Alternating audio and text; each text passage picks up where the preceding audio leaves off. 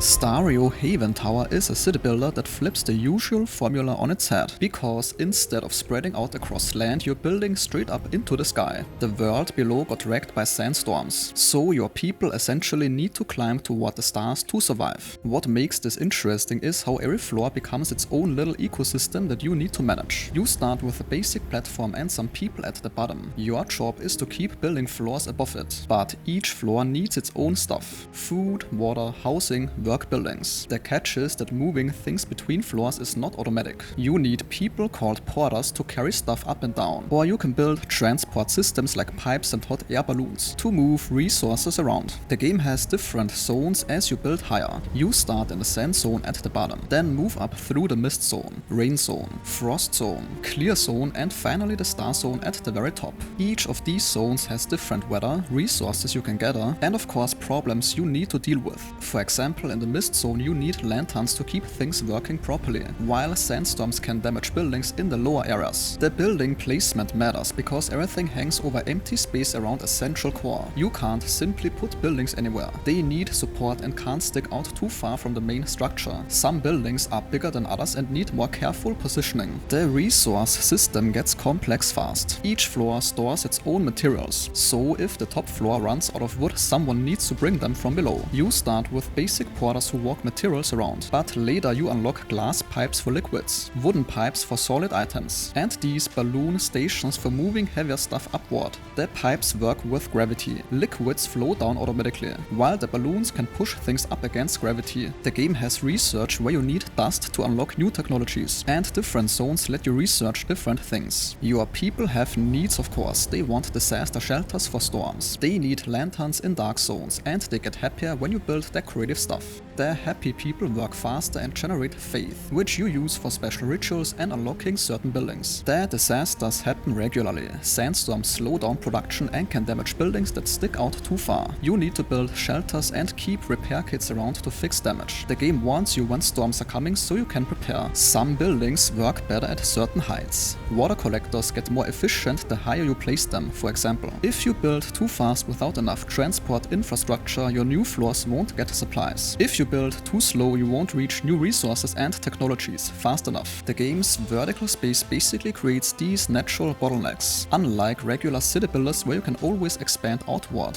In this game you're forced to solve logistics problems. When your porters get overwhelmed carrying stuff between floors, you need to invest in balloon routes or pipe networks. When a floor doesn't have enough workers, you need to build housing, or set up transport to bring workers from other floors. The game is gonna be in early access with 3 difficulty modes. The full version will add more buildings, a sandbox mode, better management tools for your transport networks, and more decorative options. And that sentence concludes today's video. If your time was respected, a like or comment is very much appreciated.